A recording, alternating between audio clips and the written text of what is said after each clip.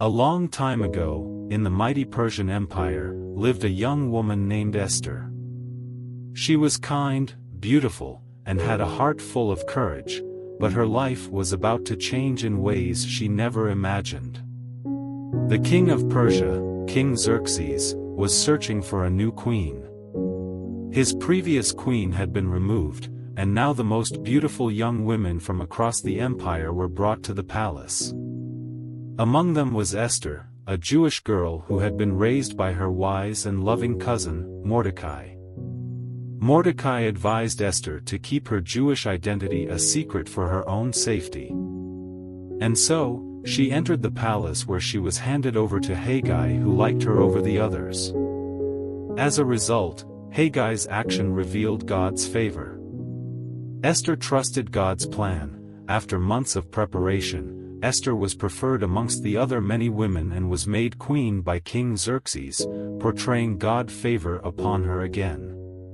But little did she know, a great challenge was ahead.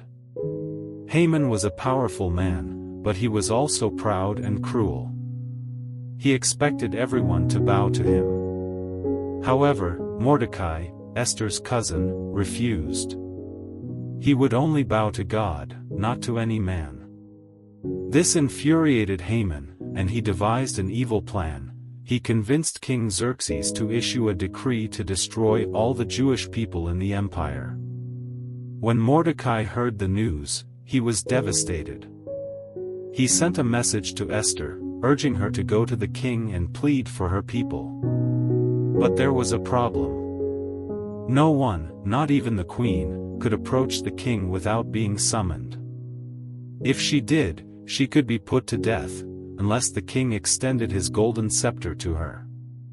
Esther had a choice to make: stay silent and stay safe, or risk everything to save her people. She made a bold decision. She told Mordecai to gather all the Jews in the city to fast and pray for 3 days. Then, she would go to the king, even though it was against the law. Esther, determined, if I perish, I perish. King Xerxes saw Esther and he extended his golden scepter. She was safe. And who can do that without God's backup?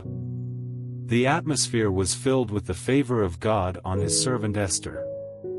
She was wise. She didn't immediately tell the king about Haman's wicked plan. Instead, she invited him and Haman to a banquet. At the first banquet, she invited them to another the next day.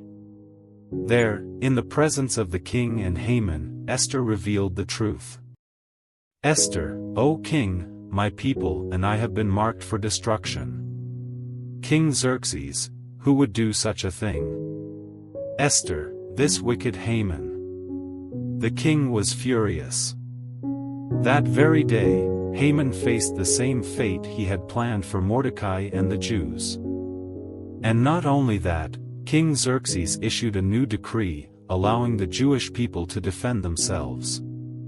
Esther's bravery had saved her people. Esther's story is one of courage, faith, and divine purpose.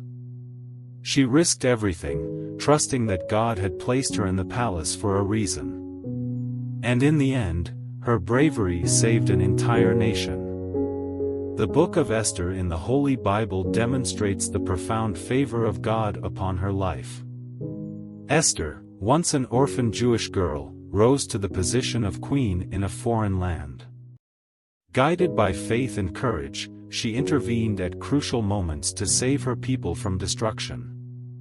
Through Esther's bravery, wisdom, and divine timing, we witness God's providence and favor at work.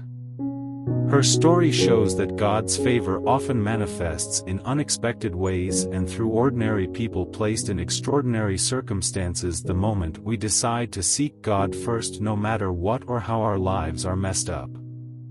Esther's life reminds us that when we act with faith and courage, we can be instruments of divine purpose, bringing about positive change and deliverance for others. The book of Esther serves as a testament to God's enduring favor and providence, reminding us that even in times of great peril, divine intervention can bring about redemption and victory. If you would like to see how the favor of God manifested in King David's life, click on the video on your screen. Don't forget to subscribe, like and share the video.